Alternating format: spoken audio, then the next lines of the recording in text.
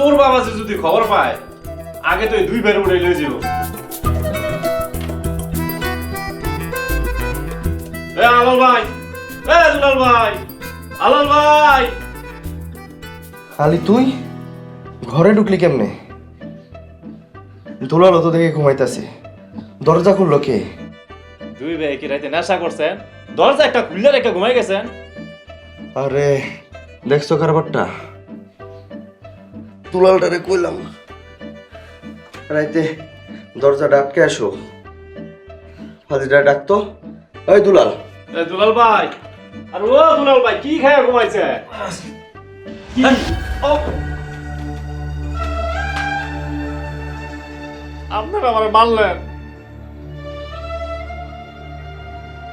দেখছো আবার হাসতাছে। একে তো দুই ভাই মিলে আমার মারলেন, আবার হাসতাছেন। আপনার মনে কি দয়া মায়া নাই? সকাল 7টায় আইসা কাঁচা ঘুম ভাঙাইছো। তুই জানোস না আমরা 10টার নিচে ঘুম থেকে উঠি না? মন চাইতেছে কানের নিচে আরো 2টা মারি। আমার টাকা পড়ছে আপনারা উঠাইতে, আমি কি ইচ্ছা করে উঠাইছি? আপনার বাপে আইন করছে, আপনার বাপের যে এখন খালি পারে গরিব গরু করে। ধর আলু জানলে কইস আমার করে 10টার আগে যে ঘুম থেকে ডাকবো এই অবস্থায় যা ভাগ, যা যা দরজা আটকে দিয়া যা।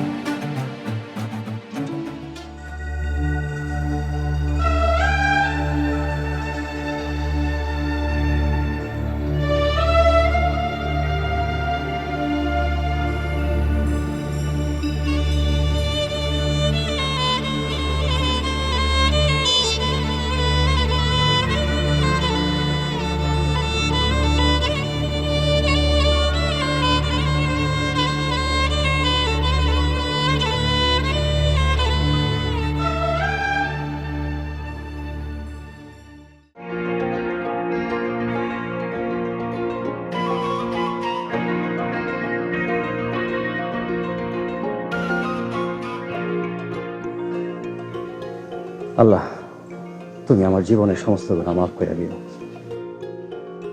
আলী, মোহাম্মদ আলী, ওই আলী।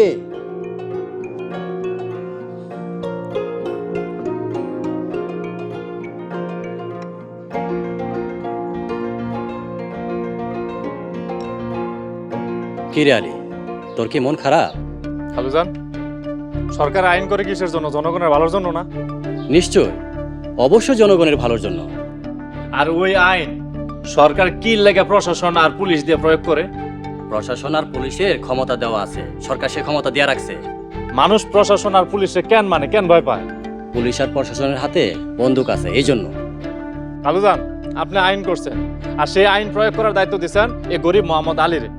খালি তো আইনে দিচ্ছেন, বন্দুক তো আর দেন নাই। আর আমি এই আইন প্রয়োগ করতে চাই মায়ের গুতা খাইয়া শেষ।